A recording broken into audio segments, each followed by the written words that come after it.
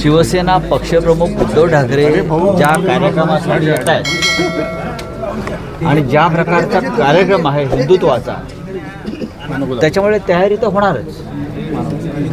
देशात राष्ट्र आपलं महाराष्ट्राच्या उपराजधानीमध्ये कार्यक्रम आहे.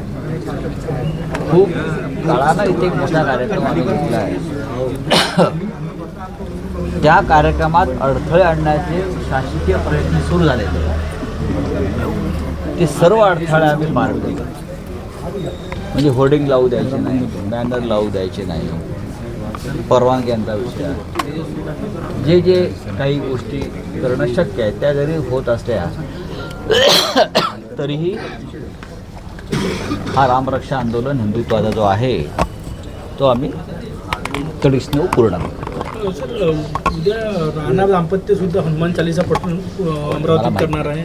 मला माहीत या कोण काय करत आहे ह्याच्यावरती आमचा कार्यक्रम अवलंबून आहे. हा एक राष्ट्रीय स्तरावरचा कार्यक्रम आहे. शिवसेना ही या महाराष्ट्रातल्या हिंदुत्वाची जनक आहे, लक्षात घ्या. आजही मातोश्री ही हिंदुत्वाची राजधानी मुख्य केंद्र आहे. जर कोणाला असं वाटत असेल की आम्हीही हिंदुत्ववादी आहोत तर राम मंदिराच्या लुटीविरुद्ध जे आम्ही एक मोहीम उघडलेली आहे त्याच्यामध्ये सगळ्यांनी सामील व्हायला पाहिजे. यात का राजकीय पक्षाचा प्रश्न नाही आहे ना. आम्ही माननीय देवेंद्रजींना आमंत्रण दिलेलं आहे. आम्ही सरसंघ चालक परमपूज्य त्यांना आमंत्रण दिलं आहे. आम्ही काँग्रेसच्या नेत्यांना आमंत्रण दिलं आहे. आम्ही राष्ट्रवादी काँग्रेसच्या नेत्यांना आमंत्रण दिलेलं आहे. आम्ही सगळ्यांना बोलवलेलं आहे. प्रभू श्रीराम हे सगळ्यांचे आहेत. ते काय आमच्या एकट्याचे किंवा भाजपचे नाही आहेत ना. आम्ही का मालक आहोत का रामाचे? नाही नाही, असं अजिबात होऊ शकत नाही. पण ज्या पद्धतीनं प्रभू श्रीरामाच्या नावावर हजारो कोटी रुपये लुटले गेले ही आमच्या सगळ्यांसाठी चिंतेची आणि शर्मेची गोष्ट आहे. राष्ट्रीय स्वयंसेवक संघानं फार उत्तम शब्द वापरला आहे की त्यांनी शोक व्यक्त केला या चोरीवर. शोक हा शब्द वापरला आणि खरोखर हा शोक व्यक्त करण्यासारखाच प्रसंग आहे. दोन्ही राष्ट्रवादी एकत्र येईल असं रवी राणा म्हटलेले आहे. काय वाटतं, धंगेकरांनीही दोन्ही शिवसेना एकत्र येईल असं वाटतं? दोन्ही शिवसेना गद्दारांबरोबर. शिवसेना एकच आहे ना.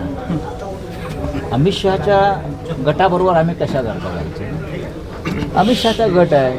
दोन्ही गट जे आहेत, अजित पवारांनी जो एक गट स्थापन केला तोही अमित शहांचा गट आहे. म्हणून ते त्यांना वारंवार जाऊन अमित शहाचं आदेश घ्यावा लागतो निर्णय घेताना.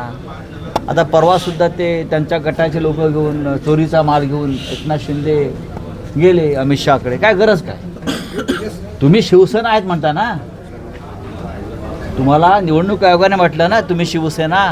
मग वारंवार अमित शहाच्या दारात जाऊन उभं राहण्याची लाचारासारखी गरज काय? आम्ही नाही राहत. आमची शिवसेना आहे बाळासाहेब ठाकरेंची. आम्हाला गरजच नाही. अडथळे निर्माण केले जाते. कुठले अडथळे निर्माण केले जाते कळतील उद्या सकाळी तुम्हाला. सर एक सांगा, या ठिकाणी बैठक आहे. प्रमोद मानमोडे जे शहर प्रमुख पूर्वीचे तुमचे होते आणि आता संपर्क प्रमुख आहे रामटेकचे, ते अनुपस्थित आहे.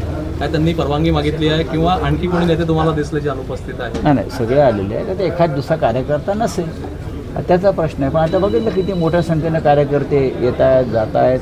आता युवासेनेची बैठक चालू आहे. तिथे 1-2 हजार कार्यकर्ते जमलेले आहेत युवासेनेचे. राजकारण आणि समाजकारण कोणासाठी थांबत नाही.